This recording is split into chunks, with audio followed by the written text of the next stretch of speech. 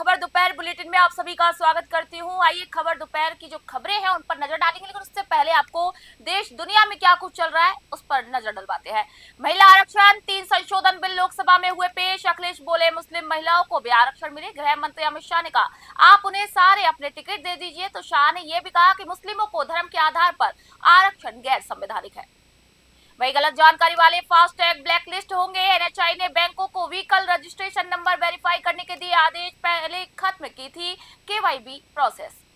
केंद्रीय माध्यमिक शिक्षा बोर्ड ने 10वीं का रिजल्ट किया जारी। सीबीएसई के नतीजे जयपुर की रशिका को मिले 99.8% अंक। ऐसा पहली बार हुआ जब अप्रैल में रिजल्ट जारी किया गया। राजस्थान रीजन में 94.78%, 10वें नंबर पर अजमेर। तो चलिए अब नजर डाल लेते हैं खबर दोपहर की बुलेटिन पर, और सबसे पहले शुरुआत करते हैं धनौप से। शक्तिपीठ धनौप माता मंदिर परिसर स्थित राजपूत धर्मशाला में 15 अप्रैल को राजपूत सभा का जो समाज है उसका भव्य सम्मान समारोह और स्नेह मिलन कार्यक्रम यहाँ पर किया गया है। कार्यक्रम अगर मैं बात करूं तो शाहपुरा राज परिवार के जय सिंह के संरक्षण और मार्गदर्शन में यहाँ पर संपन्न किया गया है। मुख्य अतिथि के तौर पर यहाँ पर मेघराज सिंह रॉयल मौजूद रहे हैं। वहीं भवर सिंह पलाड़ा ने समाज को संगठित रहने का प्रभावी संदेश दिया। सत्येंद्र सिंह राणावत और प्रबंधन समिति के सदस्यों ने आयोजन को सफल बनाने में अपना महत्वपूर्ण योगदान भी दिया है। इसी अवसर पर समाज हित से जुड़े ज्वलंत मुद्दों पर विस्तार से चर्चा की गई। धनौप से द्वारका प्रसाद वैष्णव की रिपोर्ट आप देख रहे हैं।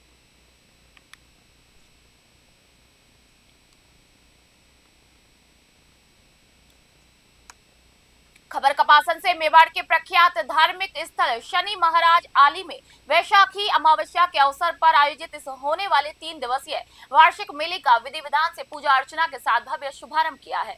मंदिर प्रबंधन कार्यकारिणी कमेटी के सदस्यों की मौजूदगी में नई ध्वजा का आरोहण किया गया, जिसे देखकर श्रद्धालु जयकारों से झूम उठे। मंदिर कमेटी सचिव कालू सिंह ने कहा है कि इस मेले में मेवाड़ और मारवाड़ के अलावा गुजरात, महाराष्ट्र, हरियाणा और मालवा सहित देश भर के हजारों श्रद्धालु दर्शन के लिए आते हैं। भीषण गर्मी को देखते हुए कमेटी द्वारा श्रद्धालुओं के लिए छाया और शीतल पेयजल की विशेष व्यवस्था की गई है। मंदिर परिसर में सीसीटीवी कैमरे भी लगाए गए हैं। कपासन से ब्यूरो रिपोर्ट आप देख रहे हैं।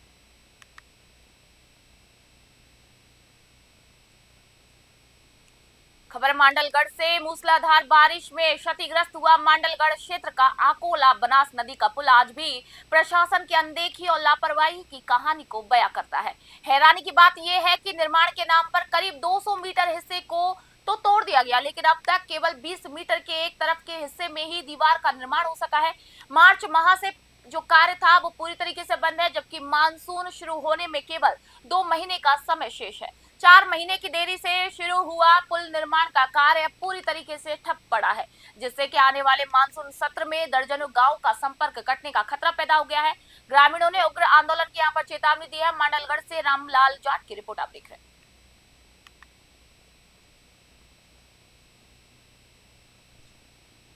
खबर सीकर से। जयपुर रेंज आईजी राहुल प्रकाश सीकर दौरे पर रहे, जहां उन्होंने पुलिस लाइन स्थित अन्वेषण भवन में जिले के पुलिस अधिकारियों की विस्तृत क्राइम की समीक्षा बैठक ली है। आपको बता दें कि इस बैठक में एसपी प्रवीण नायक नूनावत सहित जिले के तमाम आला अधिकारी और थानाधिकारी यहाँ पर मौजूद रहे। आईजी ने सीकर पुलिस की यहाँ पर कार्य प्रणाली को उत्कृष्ट बताते हुए पेंडिंग मामलों के निस्तारण और यातायात व्यवस्था में सुधार के भी आदेश दिए।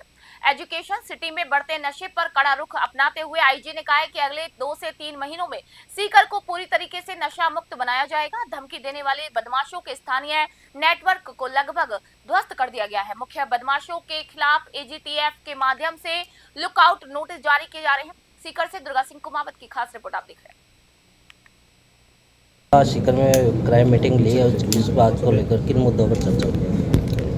आज सीकर जिले की क्राइम मीटिंग थी, जिला स्तरीय समीक्षा बैठक, जिसमें कि हम लोगों ने पुलिस के कार्यक्रम के सभी पहलुओं के विषय में विस्तार से चर्चा की है और इसमें हमारे एसपी साहब साथ थे। उसके अलावा एसएचओ तक के सभी अधिकारी, एडिशनल एसपी, सीओ सभी आज यहाँ उपस्थित थे। इसमें जो आपराधिक परिदृश्य था, कुछ मामलों में जो अपराधों में बढ़ोतरी हुई। श्रीकरणपुर से खबर आपको बता रहे हैं। श्रीकरणपुर के वार्ड संख्या 10 निवासी और स्वच्छ छवि के पूर्व कांग्रेस पार्षद अल्लाह बख्श ने यहाँ पर प्रतिष्ठित समाचार पत्र और उसके जिम्मेदार अधिकारियों के खिलाफ न्यायालय में मानहानि का परिवाद पेश किया। ये कार्रवाई 12 मार्च को समाचार पत्र में प्रकाशित एक विवादित खबर के विरोध में की गई है। अल्लाह बख्श के वकील विशाल भारती वर्मा ने बताया कि प्रतिष्ठित समाचार पत्र द्वारा पूर्व पार्षद के खिलाफ ये है हमारे जनप्रतिनिधि अतिक्रमण हटाया तो पूर्व पार्षद ने की हेरोइन तस्कर की पैरवी, हाथ भी जोड़े शीर्षक से एक झूठी और भ्रामक खबर प्रकाशित की गई थी।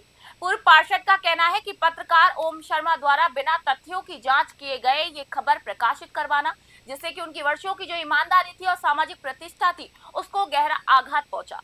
परिवाद पेश करने से पहले संबंधित पक्षों को कानूनी नोटिस भेजा गया था, लेकिन कोई जवाब नहीं मिलने पर गुरुवार को धारा के तहत कोर्ट की शरण यहाँ पर ली गई है। श्रीकरणपुर से अमित धवन की रिपोर्ट आप देख रहे हैं। खबर जयपुर से। दादू पंथ के हरिद्वार के रूप में विख्यात भैराणा धाम की पवित्रता और पर्यावरण को बचाने के लिए संत समाज ने सरकार के खिलाफ मोर्चा खोल दिया है। राजस्थान सरकार द्वारा इस ऐतिहासिक धाम के समीप रिको इंडस्ट्रियल एरिया विकसित करने के निर्णय के विरोध में आज से हजारों संतों ने अनिश्चितकालीन धरना जो है उसको शुरू कर दिया है। यहाँ पर संतों का स्पष्ट कहना है कि जब तक जो इंडस्ट्रियल एरिया है उसको यहाँ से हटाने का जो निर्णय है वो नहीं लिया जाता तो आंदोलन खत्म नहीं होगा। आंदोलनकारी संतों का आरोप है कि सैकड़ों वर्ष पुराने इस संत धाम के पास औद्योगिक क्षेत्र विकसित करने से न केवल यहाँ की प्राकृतिक संपदा नष्ट होगी बल्कि सनातन संत परंपरा और श्रद्धालुओं की आस्था को भी गहरी ठेस पहुंचेगी। इस आंदोलन को अब व्यापक जन समर्थन भी मिल रहा है। जयपुर से एहसान खान की रिपोर्ट आप देख रहे हैं।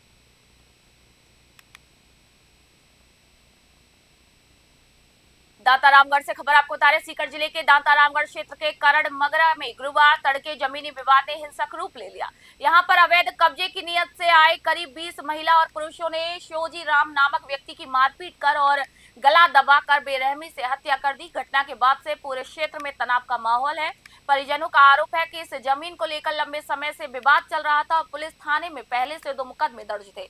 यहां तक कि एसडीएम कोर्ट ने भी आरोपी पक्ष को कानूनी रूप से पाबंद किया था, लेकिन इन सभी के बावजूद पुलिस और प्रशासन की ढिलाई के चलते आरोपियों ने इस वारदात को अंजाम दे दिया। आक्रोशित लोग आरोपियों की तुरंत गिरफ्तारी और लापरवाही बरतने वाले पुलिसकर्मियों के खिलाफ यहाँ पर सख्त कार्रवाई की मांग कर रहे हैं। स्थिति की गंभीरता को देखते हुए अस्पताल और गाँव में भारी पुलिस बल भी तैनात किया गया है। सीकर से दुर्गा सिंह कुमावत की खास रिपोर्ट आप देख रहे हैं। खबर जैसलमेर से। सीमावर्ती जिले जैसलमेर की रानीसर कॉलोनी में सरकारी योजनाओं की जमीनी हकीकत दावों के उलट नजर आ रही है। यहाँ की कच्ची बस्ती में रहने वाले सैकड़ों परिवार राष्ट्रीय खाद्य सुरक्षा योजना यानी कि NFSA के तहत मिलने वाली गेहूं के लिए दर दर भटकने के लिए मजबूर है। हालात इतने खराब है कि गरीब परिवारों के सामने अब 2 वक्त की रोटी का संकट खड़ा हो गया है। स्थानीय महिलाओं और बुजुर्गों का आरोप है कि उन्हें पिछले कई महीनों से राशन नहीं दिया गया है।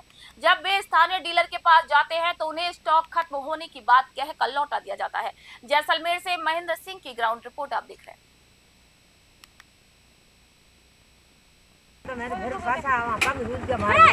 तो कंट्रोल आपकी खुल चुकी है, रानीसर में कंट्रोल खोल दी है। 200-250 रुपए किराया ले ले जान कोई रिव्यू ध्यान देवे तो जो क्या 10 किलो। खबर पाली से आपको बता रहे हैं, पुलिस स्थापना दिवस के गौरवमयी अवसर पर आज पाली में संभाग स्तरीय भव्य कार्यक्रम का आयोजन किया गया और इस समारोह में जोधपुर रेंज आईजी सत्येंद्र सिंह ने मुख्य अतिथि के रूप में शिरकत की और पुलिस परेड की सलामी लेकर जवानों के अनुशासन और पेशेवर दक्षता की सराहना भी की है। स्थापना दिवस को यादगार बनाने के लिए पुलिस लाइन में रक्तदान शिविर और पौधारोपण कार्यक्रम भी आयोजित किए गए। आईजी सत्येंद्र सिंह ने स्वयं पौधारोपण किया और पुलिस कर्मियों को प्रेरित करते हुए कहा कि खाकी वर्दी न केवल कानून व्यवस्था की रक्षक है बल्कि समाज सेवा के कार्यों में भी इसे सदैव अग्रणी रहना चाहिए। इस गरिमामयी अवसर पर पाली एसपी मोनिका सेन सहित संभाग के कई वरिष्ठ पुलिस अधिकारी और बड़ी संख्या में पुलिस के जवान मौजूद रहे। पाली से ललित तिवारी की रिपोर्ट आप देख रहे हैं।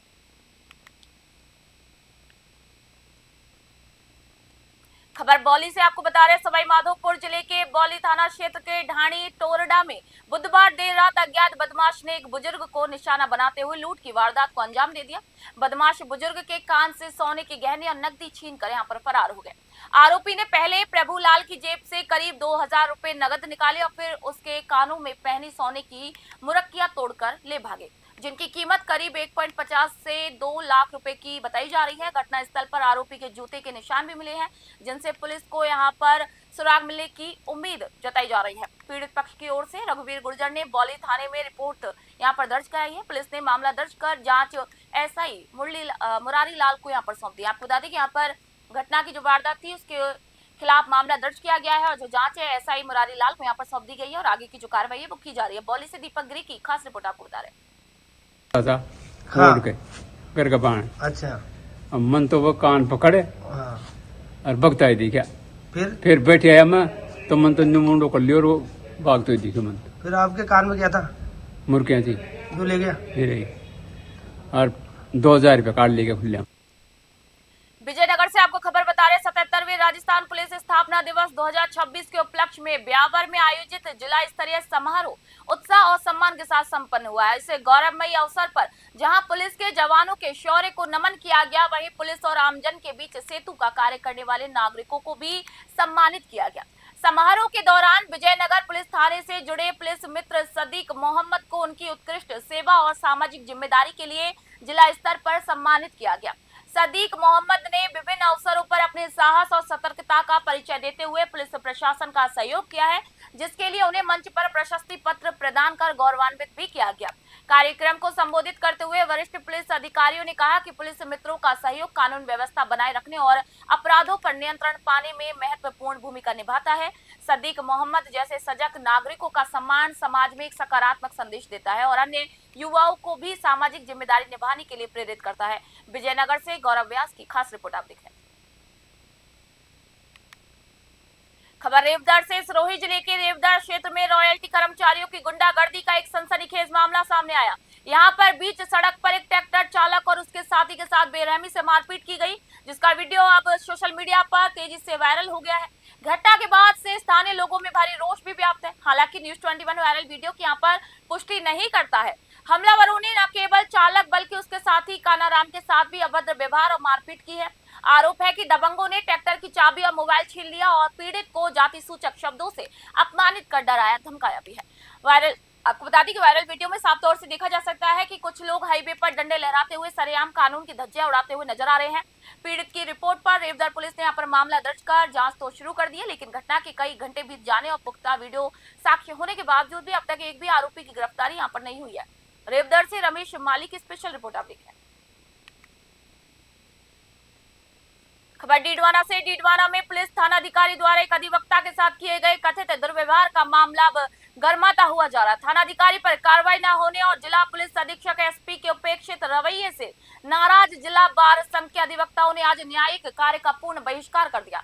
वकीलों ने जिला न्यायालय के बाहर जोरदार प्रदर्शन करते हुए पुलिस प्रशासन के खिलाफ नारेबाजी की। अधिवक्ताओं ने चेतावनी दी कि यदि जल्दी दोषियों पर कार्रवाई नहीं की गई तो आंदोलन को और भी अधिक उग्र यहाँ पर किया जाएगा। डीडवाना से गुलाम नबी आजाद की खास खबर आप देख रहे हैं। दरअसल एसपी मैडम के यहाँ हम गए थे सभी, वहाँ हमें संतोषजनक न तो जवाब मिला न एसपी मैडम ने हमारा ज्ञापन लिया। उससे सभी अधिवक्ता बंधुओं में रोष था। पुलिस कप्तान जिले की मैडम है तो उनका यह दायित्व बनता था कि वो हमारी बात सुनते, एसएचओ राजेंद्र जी कमांडो को बुलाते और बुलाकर दोनों पक्षों की सुनवाई करते। लेकिन उन्होंने एक पक्षीय किया कि राजेंद्र जी वहाँ मौजूद थे, लेकिन अधिवक्ताओं के साथ उन्होंने न तो कोई वार्तालाप किया न ज्ञापन लिया। मजबूरन हमें ज्ञापन की प्रति वहीं जलानी पड़ी। तो ये एक लोकतंत्र का सबसे बड़ा बद्दा प्रदर्शन हुआ। देखिए 12 तारीख को दोपहर में मैं गाड़ी लेके साला चौराहा गया। मेरी गाड़ी वहां पे रोड के किनारे खड़ी थी, किसी अनजान शख्स ने उसके टक्कर मार दी खड़ी हुई गाड़ी पे, जिसकी रिपोर्ट लेके मैं पुलिस थाना डीडवाना गया। सीआई साहब को रिपोर्ट दी। सीआई साहब ने कहा कि 2 घंटे बाद में आप वापस आना। मैं 2 घंटे बाद में गया। सीआई साहब ने टक्कर मारने वाले को बुलाया और उसने अपनी गलती भी स्वीकार कर ली, लेकिन सीआई साहब ने उग्र रवैया दिखाते हुए मुझे धमकी दी कि दोनों लोगों के मुकदमा दर्ज करो और इनकी भी गाड़ी जब्त करो। खबर दोपहर बुलेटिन में फिलहाल इतना ही। नई अपडेट नई जानकारी के लिए देखते रहिए न्यूज 21। फिलहाल मैं निशाद शर्मा आप सभी से इजाजत चाहूंगी।